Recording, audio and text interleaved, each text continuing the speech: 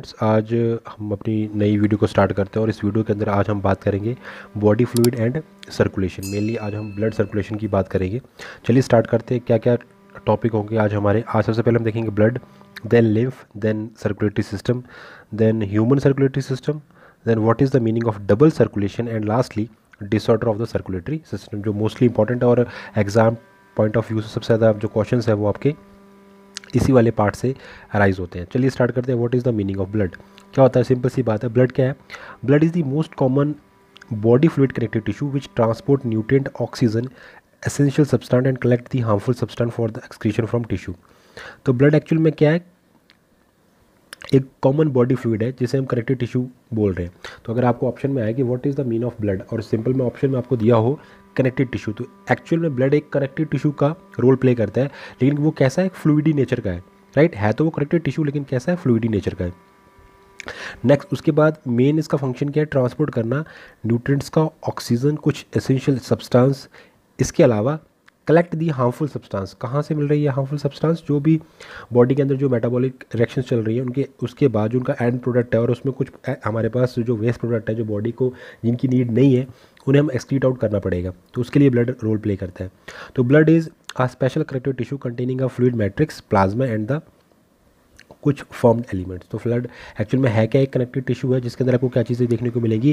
Fluid matrix देखने को मिलेगा, प्लाज्मा देखने को मिलेगा और कुछ फॉर्म्ड एलिमेंट्स। तो चलिए एक एक चीज़ करके इनको हम देख लेते हैं कि ये क्या क्या चीज़ होती है। सबसे पहले प्लाज्मा को पकड़ते हैं। प्लाज्मा क्या है? Plasma is a straw coloured viscous fluid containing about 55% of the blood. तो ब्लड का जो प्लाज्मा हिस्सा है वो लगभग 55% है और उसमें आपको देखने को क्या मिलेगा? Straw coloured and viscous fluid होता है, ये गाढ़ा गाढ़ा सा होता है देखने में। It contain fibrinogen, ग्लोब्यूलिन्स, albumin, small amount of mineral like sodium ions, calcium ion, magnesium आइन, कार्बोनेट आइन और बाइकार्बोनेट आइन और क्लोराइड आइन, glucose, amino acids, lipid etcetera and factors for the coagulation. Means जो आपका क्लॉट बनना उसके लिए जितने भी फैक्टर्स हैं वो सारे के सारे प्रेजेंट है प्लाज्मा के अंदर। सारी प्रोटीन्स प्लाज्मा के अंदर प्रेजेंट्स है, सारे हमारे मिनरल्स प्रेजेंट है ना। उसके अलावा ग्लूकोज, अमीनो एसिड्स और लिपिड्स, ये सारे के सारे कहाँ प्रेजेंट होंगे? प्लाज्मा के अंदर। तो प्लाज्मा में एक्चुअल में वो सेल्स नहीं है जैसे आरबीसी, डब्ल्यूबीसी, उनके अलावा आरबीसी, डब्ल्यूबीसी और प्लेटलेट्स के अलावा जो आपके पास फ्लूइडी, वाटर फ्लूइडी जो प्रेजेंट है वो किस में काउंट हो रहा है? आपका प्लाज्मा के अंदर। उसके अलावा formed elements in blood are erythrocytes, leucocytes and platelets which are about 45% of the blood. और ब्लड का वो हिस्सा जिसे आप फॉर्म्ड एलिमेंट्स का नाम दे रहे हो वो उसके अंदर कौन कौन सी चीज़ें आएंगी? इरिथ्रोसाइट्स, लीकोसाइट्स और प्लेटलेट्स। ये इंपॉर्टेंट बात है, ध्यान देने वाली बात है कि ब्लड को आप मेनली 2 पार्ट में डिवाइड करो, एक प्लाज्मा, दूसरा फॉर्म्ड एलिमेंट्स। प्लाज्मा में कौन सी चीज़ें आ गई? मेनली सारी की सारी प्रोटीन्स आ गई आपकी, उसके अलावा मिनरल्स आ गए, उसके अलावा ग्लूकोज, अमाइनो एसिड और लिपिड्स। और सारे के सारे जो कोगुलेशन के लिए जो फैक्टर्स चाहिए क्लॉटिंग के लिए वो सारे के सारे प्रेजेंट है प्लाज्मा के अंदर। उसके अलावा फॉर्म्ड एलिमेंट्स कौन से हैं? जिस उसमें आरबीसी, डब्ल्यूबीसी और प्लेटलेट्स, ये किसमें काउंट हो रहे हैं? Formed element. फॉर्म्ड का नाम इसलिए पड़ा कि ऐसे एलिमेंट जो जिनकी फॉर्मेशन हुई है और ये ब्लड कौन कितना हिस्सा बना रहे हैं? 45%। और बाकी कितना? 55% प्लाज्मा के अंडर आता है। अब बात कर लेते हैं इरिथ्रोसाइट्स और रेड ब्लड कॉप्सल्स की। Are the most evident elements. RBC are the devoid of nucleus. सबसे बड़ी बात कि सबसे ज़्यादा जो अमाउंट में आपको एविडेंट फॉर्म में जो मिल रहा है वो आरबीसी मिल रही है ब्लड के अंदर। और आरबीसी के अंदर सबसे बड़ी बात न्यूक्लियस नहीं होता। न्यूक्लिएटेड इन एनिमल्स लाइक फ्रॉग। सिर्फ फ्रॉग के अगर हम केस की बात करें तो फ्रॉग के अंदर जो आपको मिलेंगी वो न्यूक्लिएटेड होंगी। एंड बाइकॉनकेव, उनका शेप कैसा होगा? बाइकॉनकेव। आरबीसी, तो ये कई बार पूछा जाता है कि आरबीसी का शेप कैसा होता है? बाइकॉनकेव। दोनों साइड से उसमें केव लाइक स्ट्रक्चर बना होता है।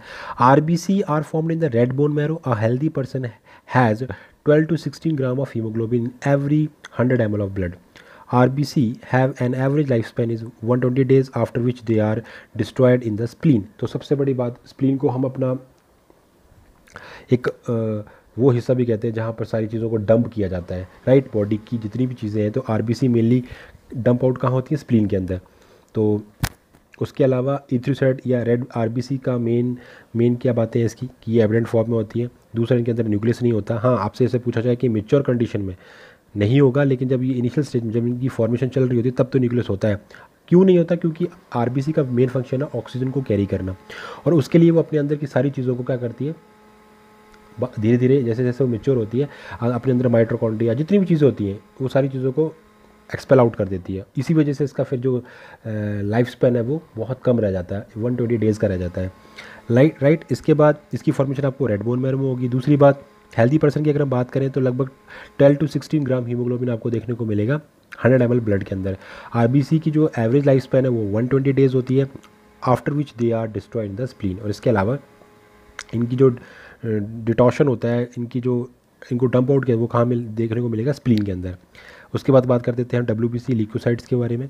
Are nucleated and less in number of average 6000 to 8000 पर मिलीमीटर क्यूब ऑफ ब्लड। तो इनका नंबर कम होगा, प्लस ये कैसे होते हैं, न्यूक्लिएटेड होते हैं। तो अगर हम देखें तो सबसे मेनली काम जो हमारी बॉडी के अंदर होता है वो वाइट ब्लड सेल्स करती हैं, WBC। इनको हम, क्योंकि ये हमारी बॉडी के लिए एक प्रोटेक्शन का काम करते हैं। तो देख लेते हैं इनके टाइप कौन से। तो ल्यूकोसाइट को मेनली दो पार्ट में डिवाइड किया गया, एक ग्रेनुलोसाइट और दूसरी है ए ग्रेनुलोसाइट।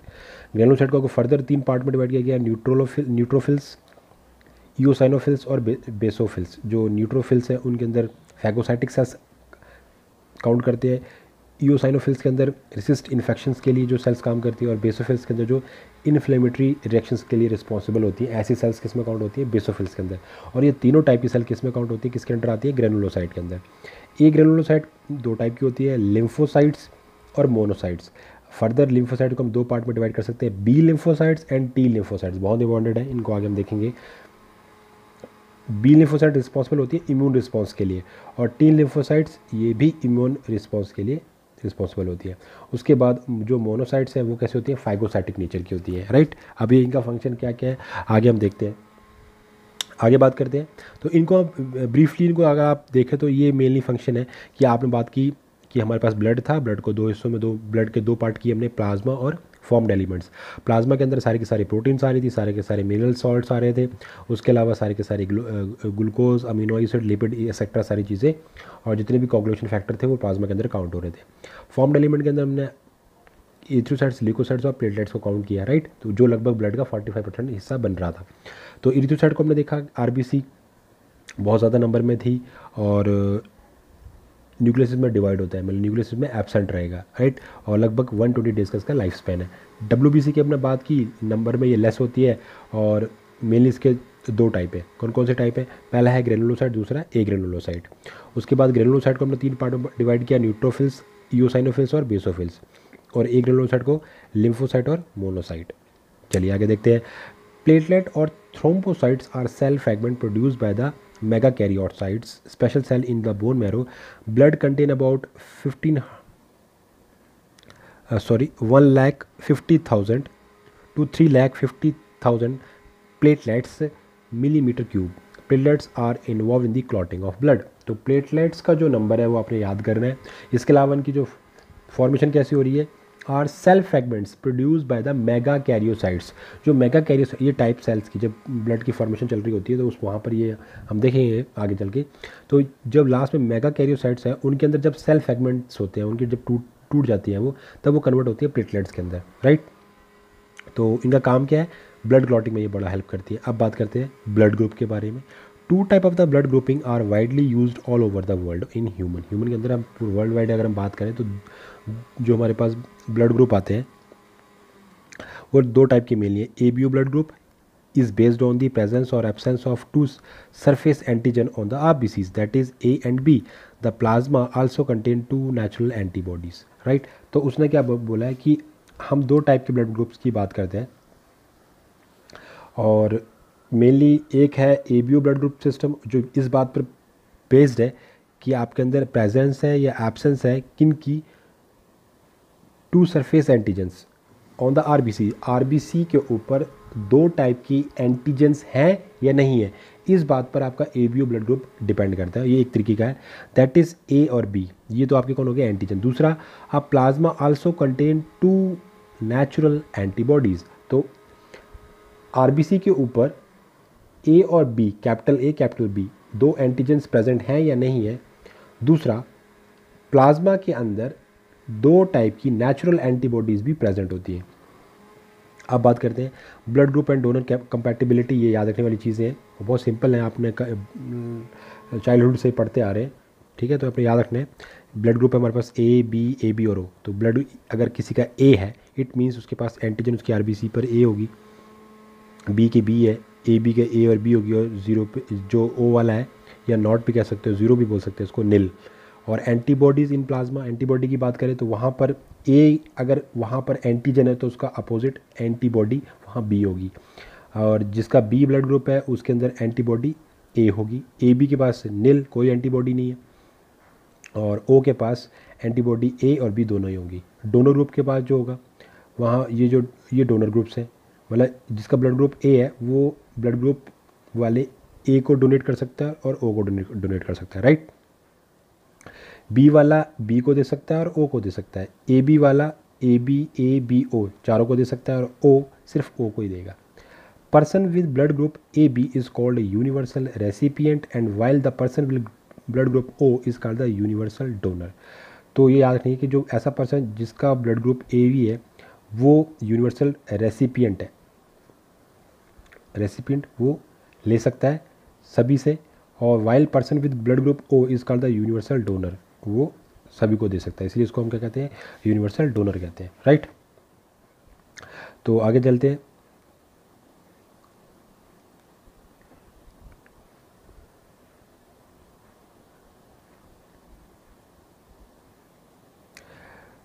अब बात करते हैं आर एच ग्रुप की। R H group is based on the R H antigen similar to the present in the rhesus monkey. तो जो आर एच है ये कहाँ से लिया गया, रीसस मंकी से लिया गया।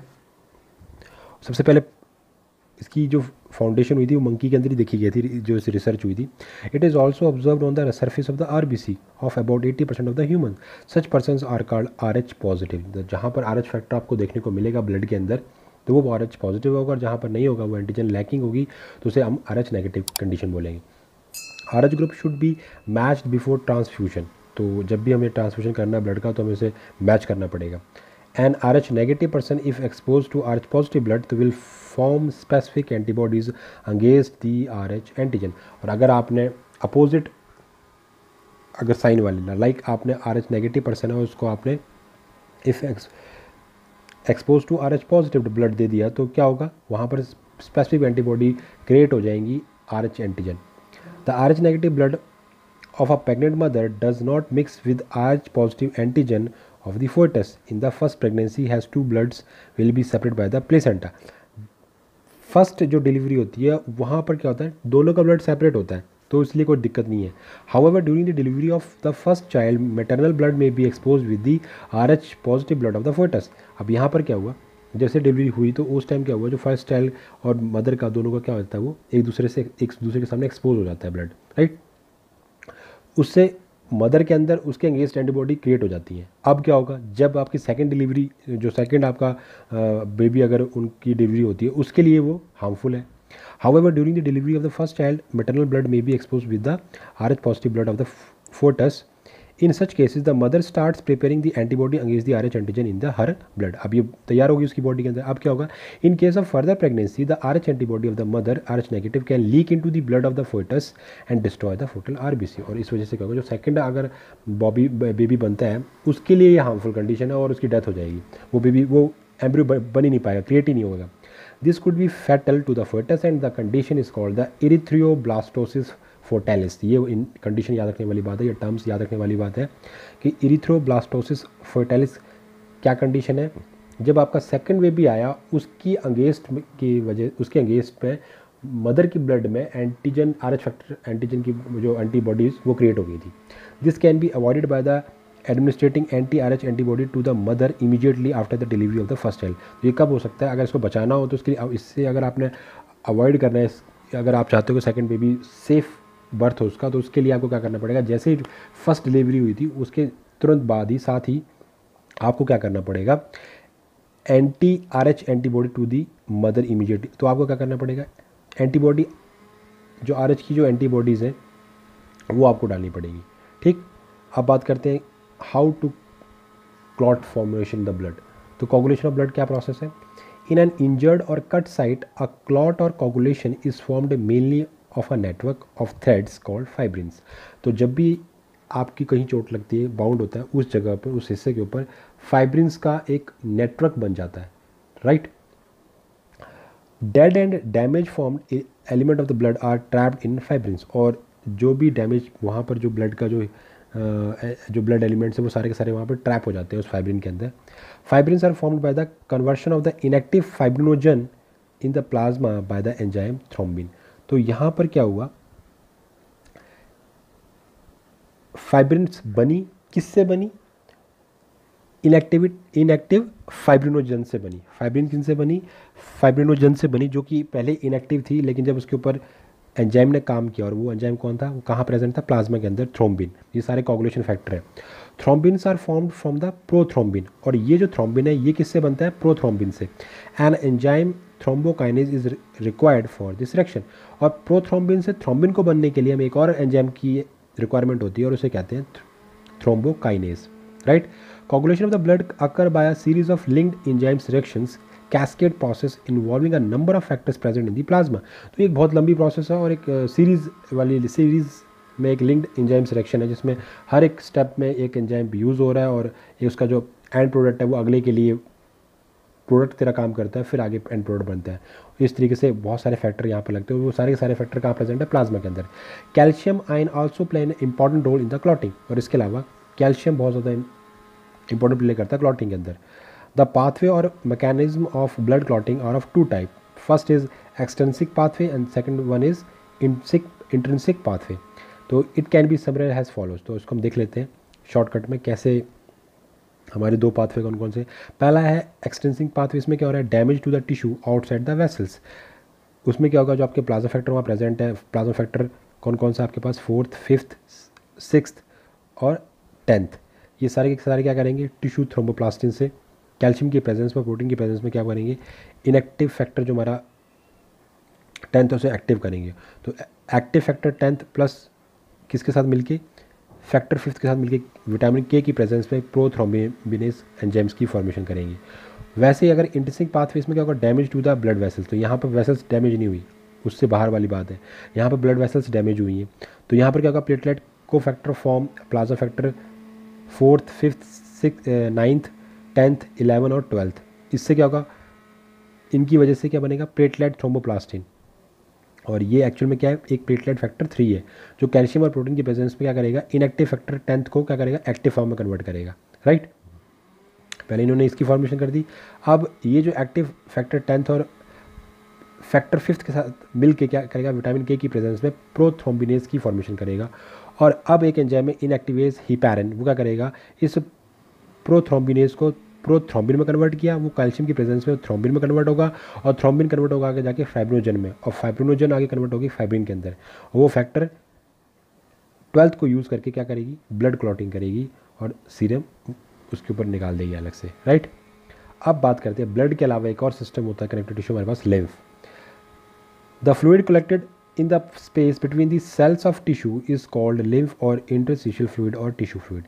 वो कहता है कि वो फ्लूइड जो कहाँ कलेक्ट है, सेल्स के बीच में, सेल एक सेल और दूसरे सेल के बीच में जो स्पेस है, वहाँ पर आपको क्या मिलेगा, फ्लूइड मिलेगा, जिसे आप क्या बोल रहे हो, लिम्फ, इंटरस्टिशियल फ्लूइड या टिश्यू फ्लूइड. तो कई बार पूछा जाता है कि लिम्फ कहाँ मिलेगा, कहाँ प्रेजेंट होता है. तो lymph contains water and same mineral content has in plasma. Plasma की तरह ही जो उसके पास जो भी कंटेंट है वही लिम्फ के पास होते हैं. The network of vessels called the lymphatic system collect this fluid and drain it back to the major veins. Lymph is a colourless fluid containing a special lymphocytes responsible for the immune response of the body. क्या main function है lymph के, exchange of the nutrients, gases, hormone etcetera occur through it. It is responsible for the immune response of the body. Fats are absorbed through lymph in the lacteals present in the intestinal villi. तो इसका mainly काम क्या है, nutrients, gas और hormone का exchange करना, इसके अलावा बॉडी का इम्यून रिस्पॉन्स रिप्रेजेंट करना, और उसके अलावा जो फैट की एब्जॉर्प्शन है वो लिम्फ के थ्रू ही होती है. याद रखना इस बात को, फैट की एब्जॉर्प्शन लिम्फ के थ्रू ही होती है. बाकी जो दूसरी चीज़ें हैं, चाहे वो ग्लूकोज है या कुछ और है, कार्बोहाइड्रेट है, प्रोटीन्स है, वो डायरेक्ट जाते हैं ब्लड के अंदर, लेकिन इनका जो एब्जॉर्प्शन है फैट का, वो किसके थ्रू होता है, लिम्फ के थ्रू. अब बात करते हैं सर्कुलेटरी सिस्टम की. In higher and multi cellular organism there is no direct supply of useful material and removal of waste from the body cells, so they need a transport of system called the circulatory system. जितने भी higher और multi cellular organism है वो क्या करते हैं, there is no direct supply of useful material and removal of waste from the body cells. उनको direct नहीं कर सकते वो, है ना, तो इसके लिए उनको एक ट्रांसपोर्ट के, क्योंकि अब बहुत बड़ा सिस्टम बड़ा हो गया है, वो डायरेक्ट नहीं कर सकते कि अपनी सेल से सीधे उन्होंने आउटसाइड मीडियम में डाल दिया, एनवायरनमेंट में दे दिया।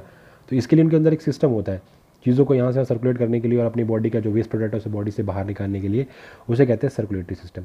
The circulatory system are generally of two type, ये मेनली दो टाइप का। पहला है open circulatory system and second one is close circulatory system. बहुत इंपॉर्टेंट है दोनों चीज़ें, बेसिकली बात है आप लोगों को आता भी है और ये कई बार पूछे भी जाते हैं कि what is the mean by open circulatory system, second one is close circulatory system. तो फर्स्टली देखते हैं what is the mean of open circulatory system. Blood pumped by the heart passes through the large vessels into open space और body cavity called sinuses. तो यहाँ क्या हो रहा है, ओपन सर्कुलेटरी सिस्टम में क्या रहा है कि जो ब्लड है वो हार्ट के थ्रू पंप आउट किया जा रहा है और उनको लार्ज वेसल्स के थ्रू कहाँ ले जा रहा है, स्पेसिस या साइनसेस के अंदर, बहुत बड़े चैम्बर्स होते हैं।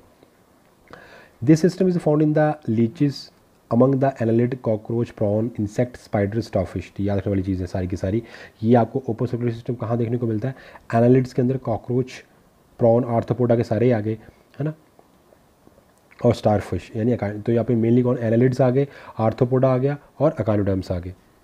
Blood flow with very slow velocity and at low pressure in cockroach the blood circulation is complete in 5 to 6 minutes. ठीक, तो वहाँ पे अगर आप कॉकरोच की बात कर रहे हो तो वहाँ पे ब्लड सर्कुलेशन के लिए 5 से 6 मिनट लगते हैं एक साइकिल को सर्कुलेट होने के लिए। तो in close circulatory system the blood pumped by the heart is always circulate through a closed network of blood vessels. तो यहाँ पर क्लोज नेटवर्क होता है ब्लड वेसल्स का और उनके अराउंड, उनके अंदर ही हमेशा ब्लड फ्लो करेगा। It is found in the earthworm, nereis, mollusc and all the vertebrates. Blood flow with a high speed and at a high pressure. यहाँ ब्लड का फ्लो भी ज़्यादा होगा और उसके अंदर प्रेशर भी ज़्यादा होगा, राइट। तो ये देखने को कहाँ मिलेगा, एग्जाम्पल याद रखिए, earthworm, Nereis, Mollusca and vertebrates. अब बात करते हैं ह्यूमन सर्कुलेटरी सिस्टम, जो बहुत इंपॉर्टेंट है और आपको ईजिली आता भी है। The blood vascular system transport nutrient like glucose, fatty acid, vitamin etc. from the site of absorption to different part of the body। तो सिस्टम क्या, ब्लड वैस्कुलर सिस्टम क्या काम कर रहा है, सबसे मेनली काम है उसका ट्रांसपोर्ट का। किन का, न्यूट्रिएंट्स, कौन कौन से, ग्लूकोज, फैटी एसिड, विटामिन, इन सबको वो कहाँ से उठा रहा है, एब्जॉर्प्शन साइड से, और कहाँ ले जा रहा है, different part of the body. It transport nitrogenous waste like ammonia, urea, uric acid etc. from different part of the body to the organ of the excretion। तो इनका काम क्या है, इसके अलावा जितने भी नाइट्रोजनस वेस्ट प्रोडक्ट होते हैं बॉडी के अंदर, जैसे कि अमोनिया, यूरिया, यूरिक एसिड्स, इन सब को वो क्या कर रहा है, बॉडी के डिफरेंट पार्ट से कलेक्ट करके कहाँ ले जा रहा है, ऑर्गन ऑफ द एक्सक्रीशन, उस हिस्से तक जहाँ पर ये एक्सक्रीशन वाला काम होना है, उस ऑर्गन तक। It transport hormone from the endocrine gland to target organ. इसके अलावा सर्कुलेटरी सिस्टम ये भी कर रहा है कि जितनी भी हमारी बॉडी के अंदर एंडोक्राइन ग्लैंड्स है, उनका जो सिक्रीशन है, उनके जैसे हार्मोन्स है, उनको उठा के कहाँ तक ले जा रहा है, टारगेट ऑर्गन तक। It transport water and other chemical substance all over the body. It transport oxygen to different cells and tissue of the body from lungs. Blood vascular system consist of 3 component, heart, blood vessels and blood. तो mainly आपका जो circulatory system है या जो blood vascular system है उसमें 3 उसके main compartment है। पहला है heart, second one is blood vessels और थर्ड इज ब्लड। ब्लड हमने डिस्कस कर ही लिया है, अब हम बात करते हैं ब्लड वेसल्स की, उसके बाद देन बात करेंगे हार्ट की। Blood vessels are generally of 3 types, arteries, veins and then capillaries. तो ये मेनली ब्लड वेसल्स के हिस्से हैं जो आपने अभी हम बात कर रहे हैं। तो arteries are thick walled blood vessels which carry the blood away from the heart to various body parts.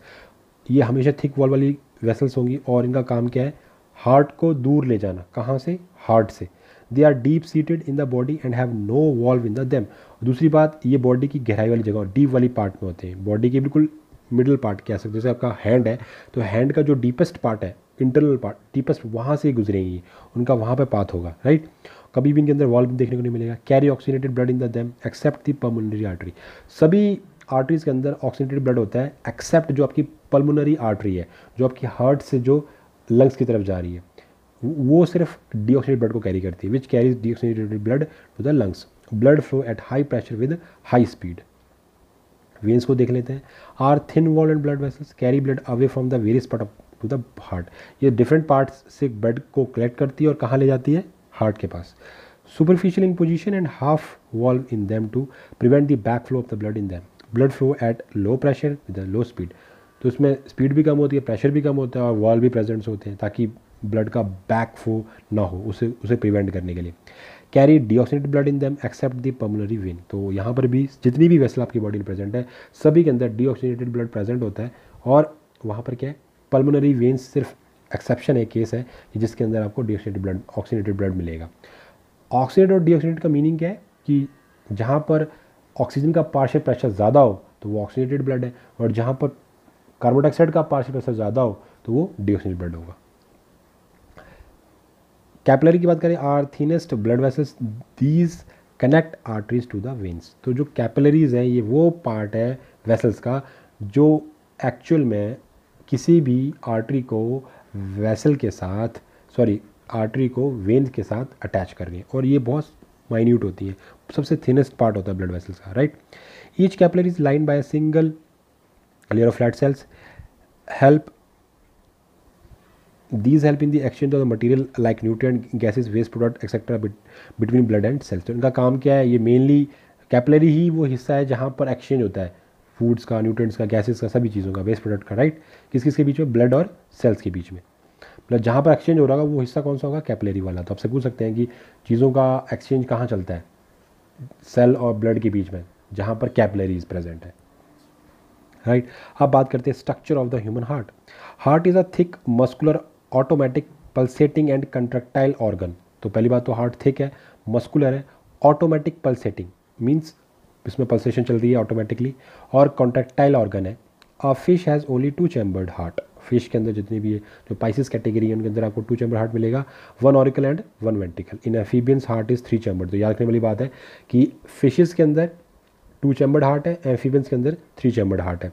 तो ये एक हार्ट की नॉर्मल स्ट्रक्चर आपको पता है सारा का सारा, राइट। ये आपका सुपीरियर वेना कैवा जो आगे की तरफ जा रही है, राइट पल्मोनरी आर्टरी, ये पल्मोनरी आर्टरी है, राइट, ये राइट पल्मोनरी वेन्स है। तो इसमें डीऑक्सीनेटेड ब्लड जा रहा है, कहाँ को जा रहा है, लंग्स को जा रहा है।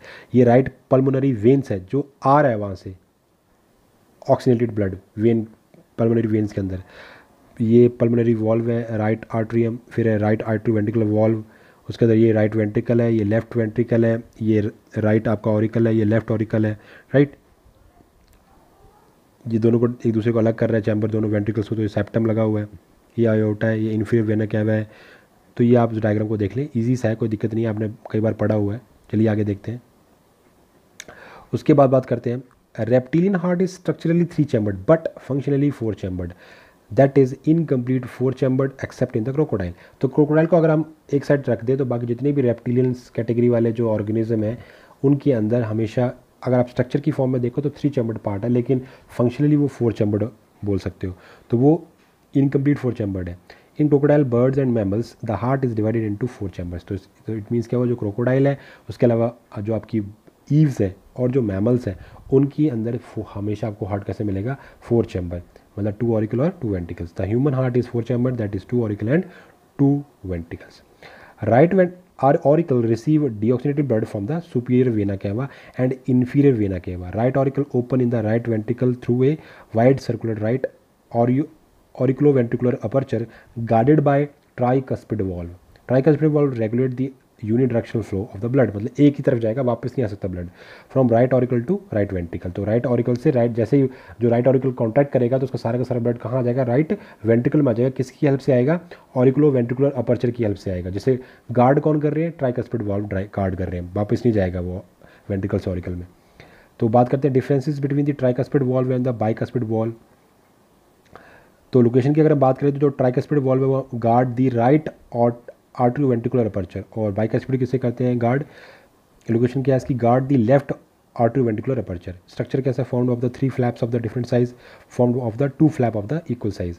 फंक्शन क्या है, prevent the back flow of the blood from the right ventricle to the right auricles, और इसका क्या है, prevent the back flow of the blood from left ventricle to the left auricle. अब बात करते हैं राइट वेंट्रिकल की, give off blood into a large blood vessels called the pulmonary artery leading to the lungs.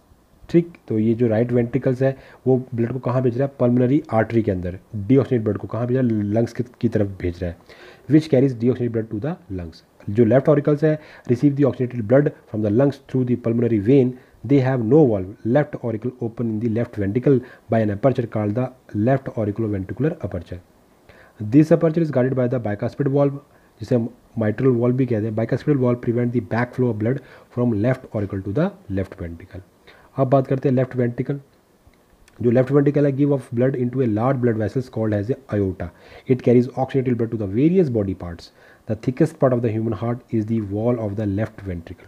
तो जो human heart के अंदर जो सबसे थिकेस्ट पार्ट है ह्यूमन हार्ट का वो है किसकी वॉल, लेफ्ट वेंट्रिकल की जो वॉल होती है. Heart is made up of cardiac muscles. तो हार्ट एक्चुअल में किस मसल्स का बना होता है, कार्डिक मसल्स का. एक्चुअल में जो मसल्स हार्ट की फॉर्मेशन हेल्प करती है उसको फॉर्मेशन से हम कहते हैं cardiac muscles. Are nodal tissue specialized cardiac musculature is also distributed in the heart. A patch of nodal tissue is present in the right upper corner of the right atrium called is a sino atrial, जिसे हम SA node भी कहते हैं. Another mass of the this tissue is present in the lower left corner of the right atrium close to the atrioventricular septum called AV node या atrioventricular node.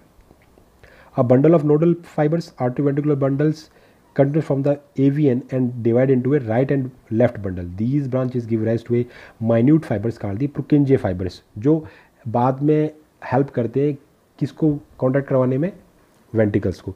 These fibers along with right and left bundles are known as a bundle of His. The nodal musculature is a auto-excitable. जो nodal musculature है, जो nodal के अंदर जो musculature है वो सारा का सारा कैसा है, ऑटो एक्साइटेबल, अपने आप होता है वो. The SA node can generate the maximum number of action potential that is 70 to 75 per minute and is responsible for the rhythmic contractile activity of the heart. Therefore it is called as a pacemaker. इसीलिए याद रखने वाली बात है कि जो ऐसे है उसको हम बोलते हैं पेस मेकर. ऐसे नोड को ही हम क्या बोलते हैं, pacemaker. The human heart beat about 70 to 75 time per minute. याद रखने वाली बात क्या है, the pressure created by the blood on the wall of the blood vessels due to the repeated pumping of the heart is called. It can be felt at certain place in our body versus wrist of the hands etc. The rate of the pulsation increasing during the excitement. जब आपको ज़्यादा excitement हो तो आपकी जो धड़कन होती है वो बढ़ जाती है. Blood pressure is recorded has a systolic और diastolic. Blood pressure in a normal person is 120. Higher जो होता है 120 और जो लोअर पार्ट होता है वो 80 mmHg होता है. Factors affecting the blood pressure are age, cardiac output, total peripheral resistance etcetera. ये सारी चीज़ें आपके ब्लड प्रेशर के ऊपर इफेक्ट डाल सकती हैं. राइट, तो ये चीज़ें याद रखने वाली बात है. अब बात करते हैं what is the meaning of cardiac cycle. It refer to the repeating pattern of the systole and diastole of the heart. Each cycle of the arterial ventricular systole and diastole is of 0.8 second. ये बहुत important है और उनको थोड़ा समझने के लिए आप डिटेल में कहीं से भी किसी अच्छी बुक से देख लें. लेकिन अगर आपको आता है तो यहाँ सिर्फ रिविजन चल रहा है आपका. राइट, तो क्या कहता है, it refer to the repeating pattern of systole and, मतलब यहाँ पर बार बार सिस्टोल आ रहा है फिर डायस्टोल फिर सिस्टोल फिर एक सर्कुलेशन चल रहा है ऑफ ई heart. Each cycle of the arterial of ventricular systole and diastole is of 0.8 second. तो यहाँ 0.8 सेकेंड इसमें टाइम लगता है. In the beginning of all the 4 chamber of the heart are in a relax state. Starting में चारों चुपचाप बैठे हैं chamber, that is a joint diastole. इसे कहते हैं joint diastole. The bicuspid and tricuspid valve open and blood from pulmonary veins and vena cava flow into the left and right ventricles respectively through the left and right arteria. तो जो आपके auricles हैं उनसे blood कहाँ आ गया, ventricles के अंदर. SA node now generate action potential leading to the arterial systole. जैसे ये इसके अंदर एक्शन पोटेंशियल आया उसकी वजह से क्या हुआ, जो आर्टरियल सिस्टोल है वो जनरेट हुआ. The action potential is conducted to the ventricle side by the AVN. तो जो एवी नोड है and AV bundle from where the bundle of the His transferred through the entire ventricular musculature. उस ऐसे node से AV node activate हुआ और AV node से पूरा का पूरा जो वेंट्रिकुलर पार्ट है वो भी कॉन्टैक्ट हुआ. This lead to the ventricular systole. तो पहले हमारे पास जो सिस्टोल था वो जो जनरेट हुआ वो ऊपर वाला था, है ना, इसे कह रहे थे हम आर्टरियल सिस्टोल. और दूसरा कौन सा है, ventricular systole, which increases the ventricular pressure causing the closure of the tricuspid and bicuspid valve. उसकी वजह से क्या होगा, जो ट्राइकस्पिड और बाइकस्पिड क्या हो जाएंगे, क्लोज हो जाएंगे, बंद हो जाएंगे. The ventricular pressure increases the further the semilunar valve are forced open along the blood in the ventricles to flow into the pulmonary arteries. Right ventricle की कहानी है और दूसरी क्या, आयोटा, जो लेफ्ट वेंट्रिकल में जो कहानी चल रही है वो आयोटा में आ गया सारा का सारा blood. The ventricle now relax ventricular diastole. अब ये अब वेंटिकुलर को रिलैक्स हो गया, इसे कहेंगे हम ventricular diastole.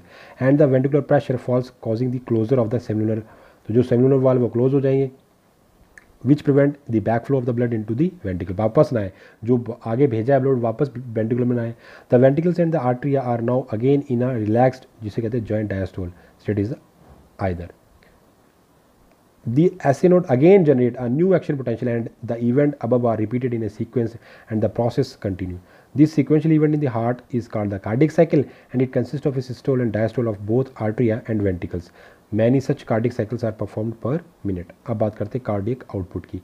During a cardiac cycle, each ventricle pump out about 70 ml of blood called a stroke volume. इसे कहते हैं stroke volume. एक साइकिल के अंदर. Cardiac output is volume of the blood pumped out of each ventricle per minute and average 5000 ml or 5 liter in the healthy individual. So cardiac output is equal to the stroke volume into heart rate. The cardiac output of athlete is much higher than that of the ordinary. मैंने वो आपको पता है वो exercise कर रहे हैं, hard work कर रहे हैं तो उनका ज़्यादा ही होगा. तो कार्डियक आउटपुट किसके बराबर होता है? स्ट्रोक वॉल्यूम के बराबर 70 ml ऑफ द ब्लड और जो उसकी हार्ट रेट चल रही है. अब बात करते हैं हार्ट बीट क्या होती है. Heart beat is a rhythmic contraction and expansion movement of the heart. ये क्या है कि रिदमिक कंट्रैक्शन है और एक्सपेंशन है, पहले कंट्रैक्ट कर रहा है फिर एक्सपेंड कर रहा है, ये क्या होती है? movement of heart. The movement of the heartbeat are similar to the contraction and dilation of the ventricles. The rate of heartbeat is 72 per minute in adult male and little higher in women, children, infants during exercise, fever and excitements. The heartbeat has two components, systole and diastole. These components produce sound like lub and dub. ये दो scientist के नाम थे जिन्होंने इनकी discovery की इन दोनों चीज़ों की, सिस्टोल डायस्टोल की, तो उनके नाम पर इसको लब डब नाम दीजिए साउंड को भी. Stethoscope is use to listen heart beat on the left side of the chest, तो इसे हम स्टेथोस्कोप की थ्रू मेजर करते हैं. Pacemaker is a medical supporter instrument implanted artificially to stimulate heart to beat. जिनके अंदर SA node खराब हो जाता है वहाँ पर फिर हम पेस मेकर फिट करते हैं. It's use when there is a disturbance in natural pace making in case of ventricular escape. तो जब वहाँ पर ये काम ना चल रहा हो तो हम वहाँ पर नेचुरल पेस मेकर ख़राब हो जाए तो हम उसको वहाँ पर ऐड करते हैं. राइट. अब बात करते हैं आप हार्ट साउंड की. The beating of heart producing sound heard by stethoscope. There are 4 heart sounds designated as S1, S2, S3 and S4. First sound called as a lub, S1, is a long and louder sound created by the closure of the arterioventricular valve, tricuspid and bicuspid at the beginning of the ventricular systoles. तो ये starting वाली है. उसके बाद second sound है जिसे हम कहते हैं dub, S2. It's a short and sharper sound created by the closure of the cellular valve toward the end of ventricular systole, beginning of the ventricular diastole. The S3 और S4 में not be audible, ये सुनाई नहीं देती, but are usually faint. These sounds are associated with the rapid ventricular filling, S3 and artery systole, S4. अब बात करते हैं कैसे हम कंट्रोल करते हैं, उसके ऊपर कंट्रोल कौन करता है? Regulation of the cardiac activity and ECG. The activity of the heart are auto regulated by the nodal tissue, hence the heart is called the myogenic. तो इसीलिए से हम कहते हैं मायोजेनिक. द स्पेशल मतलब ब्रेन का कोई कंट्रोल नहीं है उसके ऊपर, अपना आप काम कर रहा है. The special neural cell in the medulla oblongata regulate the cardiac functions through the autonomic nervous system, ANS. Right. Neural signals through the sympathetic nerve can increase the rate of the heart beat, the strength of the ventricular contraction and thereby cardiac output. तो कहते हैं activity of जो heart की है कैसे हो रही है? Auto regulated by the nodal tissue, जो उसके अंदर जो SC और AV नोड है उनके थ्रू ही हो रहा है, इसलिए उसे कहते हैं myogenic heart. The parasympathetic neural signals decreases the rate of the heart beat. तो जो आपकी ब्रेन से जो पैरासिम्पैथिक सिग्नल आ रहे हैं उनकी वजह से रेट डिक्रीज हो जाता है. Speed of the conduction of the action potential and thereby the cardiac output. इस वजह से उनका एक्शन पोटेंशियल भी कम हो जाएगा और कार्डियक आउटपुट भी डिक्रीज हो जाएगी. Adrenal medullary hormones also increase the cardiac output, इस वजह से बढ़ जाता है. Electrocardiogram is a graphical representation of the electrical activity of the heart during a cardiac cycle. The machine use to obtain this graph is called the electrocardiograph. जिसकी जो machine है उसका नाम है इलेक्ट्रोकार्डियोग्राम और जो हमें ग्राफ रिसीव होता है इस मशीन की तरफ से कहते हैं इलेक्ट्रोकार्डियोग्राफ. अब इस ग्राफ में क्या होता है? The P wave in the ECG represent the electrical excitation और डीपोलराइजेशन ऑफ द आर्ट्रिया. जब आर्ट्रिया वाला हिस्सा जो आपका है वो डीपोलराइज हुई और जिसे हम इलेक्ट्रिकल एक्साइटेशन भी बोल रहे हैं, which lead to the contraction of the both the atria, इससे दोनों जो आपके ऑरिकल्स हैं वो कॉन्ट्रैक्ट हो रहे हैं। The QRS complex represent the depolarisation of the ventricles. ये होता है डीप किसका QRS का मतलब क्या है, ये कॉम्प्लेक्स है जो अब आपके वेंट्रिकल डीपोलराइज हो रहे हैं विच इनिशिएट दी वेंट्रिकुलेशन। अब वहाँ पर वेंट्रिकल आपके कॉन्ट्रैक्ट होंगे। The construction start shortly after Q and mark the beginning of the systole. तो ये आप देख रहे हो P में ऑरिकल आपका कॉन्ट्रैक्ट किया और QRS में वेंट्रिकल किया। The T wave represent the return of the ventricle from excited to normal state repolarisation. तो अब T स्टेट में क्या हो, दोबारा से वो अपने वापस वाली स्टेट में आ गए। The end of the T wave mark the end of systole. और जैसे ही T वेव का एंड हुआ, इसका मतलब T वेव का एंड होने का मतलब क्या है कि जो आपका सिस्टोल है उसका एंड हो गया। By counting the QRS complex the idea of number of heart beat per minute can be obtained. तो QRS को अगर आप काउंट कर रहे हो तो उससे आप हार्ट बीट को निकाल सकते हो पर minute. Any deviation from the usual shape indicate N abnormality. और अगर उनकी शेप में कोई भी एब्नॉर्मलिटी आएगी तो आप इसके थ्रू शो अप कर सकते हो। ECG gives accurate analysis about the functioning of heart beat and its chamber. तो चैम्बर के बारे में और हार्ट की फंक्शनिंग के बारे में ECG आपको सही एक्यूरेट एनालिसिस करके देता है। It indicate the functioning of heart valve. ये भी बता देता है कि आपके हार्ट के जो वाल्व है वो अच्छा काम कर रहे हैं या नहीं कर रहे। It help in the identification of any damage और इंजरी ऑफ द हार्ट। तो ये इसके बारे में भी, डैमेज के बारे में भी और हार्ट की इंजरी के बारे में भी आपको इन्फॉर्मेशन देते हैं। अब बात करते हैं डबल सर्कुलेशन के बारे में। The blood pumped by right ventricle enters the pulmonary artery where the left ventricle pump blood into the aorta. Simple सी बात है। The deoxygenated blood pumped into the pulmonary artery has passed on to the lungs from where the oxygenated blood is carried out by the pulmonary veins into the left atrium. This pathway is called the pulmonary circulation. The oxygenated blood entering the aorta is carried by network of arteries, arterioles and capillary to the tissue from where the deoxygenated blood is collected by the system of venules, veins and vena cava and imparted into the right atrium. This is the systematic circulation. तो ये हो गया pulmonary circulation, ये हो गया this is the systematic circulation which provide the nutrients, oxygen and other essential substance to the tissue and take CO2 and other harmful substance for the elimination. तो ये हो गया systematic. The connection between the digestive tract and the liver is called the hepatic portal system. एक अलग एक connective system एक और भी होता है किसके बीच में, डाइजेस्टिव ट्रैक और लिवर के बीच में, उसे कहते हैं hepatic portal system. The hepatic portal veins carries blood from intestine to the liver before it deliver to the systematic circulation. तो एक इनके अलावा एक कनेक्टिव सिस्टम और बना हुआ है जो कि इनके बीच में डाइजेस्टिव ट्रैक और लिवर के बीच में, जिसे आप बोल रहे हैं हेपाटिक पोर्टल सिस्टम। और ये क्या कर रहा है, the hepatic portal veins carry blood from intestine to the liver. तो वो इंटेस्टाइन से लिवर के पास लेके जा रहा है। जो जैसे आपके पास अगर आपके फूड में या ज़्यादा या ब्लड के अंदर ज़्यादा आ जाए, ग्लूकोज की ज़्यादा वो हो जाए, है ना, कंटेंट ज़्यादा बढ़ जाए, तो उसको इसी सिस्टम के थ्रू लिवर तक ले जाया जाता है उसे स्टोर करने के लिए। अब बात करते हैं डिसऑर्डर्स की। तो disorder of the circulatory system, some disorder of the circulatory system are has follow. First is if a person has a persistence high blood pressure then it is called as a hypertension. जब आपका BP बढ़ जाए उसे कहते हैं hypertension condition. It is 150 to 90 mmHg। अगर आपका जो बीपी है वो 150 से अबव जा रहा है हायर वाला, और जो लोअर वाला है अगर वो 90 से ऊपर जा रहा है तो उसे कहते हैं hypertension condition. The factors response for the over eating, fear, worry, anxiety, sorrow etcetera. और hypotension is a condition of the low blood pressure वाली कंडीशन है, जहाँ पर आपका 100 अबव वाली कंडीशन है, 50 नीचे वाला जा रहा है, राइट। नेक्स्ट है कोरोनरी आर्टरी डिसीज। इसमें क्या हो रहा है, it is also called the atherosclerosis. It affect the blood vessels cause by the deposition of calcium, fat, cholesterol and fibrous tissue which make the lumen of the arteries narrow. इसमें क्या हो रहा है कि जो आर्टरीज की जो lumen है वो उसका साइज डिक्रीज हो गया और ब्लड जो है वो सही से फ्लो नहीं कर रहा, प्रेशर पड़ रहा है उनके ऊपर, तो उसे कहते हैं आर्थ्रोस्क्लेरोसिस। फिर है angina pectoris is a symptom of acute chest pain where no oxygen reaches the heart muscle. It is more common in the middle age and early and effective blood flow. Next है heart failure is the state when the heart is not pumping enough blood to meet the body demand. It is also called as a congestive heart failure because of the congestion of the lungs, main symptom. Heart failure is different than cardiac arrest where heart stops beating, or a heart attack when the heart muscle is suddenly damaged by an inadequate blood supply.